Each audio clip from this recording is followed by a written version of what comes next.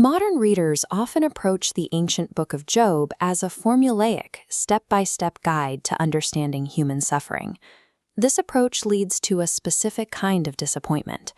After following Job through his trials, God's eventual response from the whirlwind offers no direct explanations for the pain endured. This friction begins at the linguistic level. The Hebrew syntax in Job is the most irregular and difficult found in the Old Testament. It is a complex text saturated with hapax legomena, words that appear once in the entire Hebrew Bible and nowhere else. The author utilized this difficult language to mirror the disorienting experience of the protagonist. Grasping the book's intent requires setting aside the assumption that it is meant to be human-centered. The frustration readers feel often stems from a mismatch between expectations and the book's actual design. We are asking the text to provide a solution it was never built to produce. The structure identifies the work as ancient Near Eastern wisdom literature, distinct from historical biography or a standard legal defense.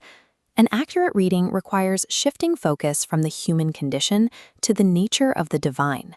We will move through this analysis by examining 6 pervasive misconceptions held by scholars and laypeople.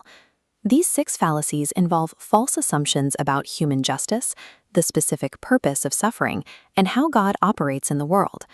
Stripping away these 6 premises allows the underlying theological structure of the book to become visible. The first fallacy assumes that Job is on trial for his conduct. Job views his situation as a criminal defendant, being punished for a crime he didn't commit. Later, he attempts to pivot, demanding God account for the mistreatment as a civil plaintiff. The reader, however, sees a different reality. In the actual celestial proceedings, his role is a star witness for the defense. The second fallacy suggests the book is primarily about the man Job because it bears his name. Job is not presented as a perfect role model for patience. His words are often desperate, erratic, and accusatory. The text centers on God. Job is the character through whom the nature of the divine is explored. Focusing on Job's resilience misses the book's intent, a demonstration of how God governs the world. The third misconception is the belief that the book seeks to defend God's justice. When God finally answers from the whirlwind, he never explains the events in terms of justice or fairness. Humans often define justice as a predictable formula of reward and punishment. This implies a theological problem. If God is just by a human standard, that standard is a power superior to God. The book avoids this by suggesting justice is not a standard God must meet, but an attribute that flows from him. He is the source, not the subject. Executing justice requires absolute information, every fact, motive, and consequence. Human observers never possess this total dataset. Because we lack the data and God is the source of the standard, the book moves past the defense of justice entirely. The text defends God's wisdom. Can we rely on his management of the world when the mechanics of his justice remain unseen? Reducing God to a simple administrator of justice turns him into a predictable machine. Elevating his wisdom acknowledges his sovereignty over things we cannot comprehend. Fallacies 4 and 5 expect the text to provide a method for processing pain, or a direct why for our suffering. The author provides no such answers. The silence on the cause of suffering is intentional. The book shifts the question from, "Why is this happening?" to, "How do I think about God while this is happening?" Trust is only truly exercised when answers are absent. To have the explanation is to no longer need the trust.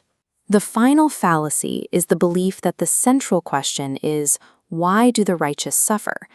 The actual question that drives the narrative appears in the first chapter.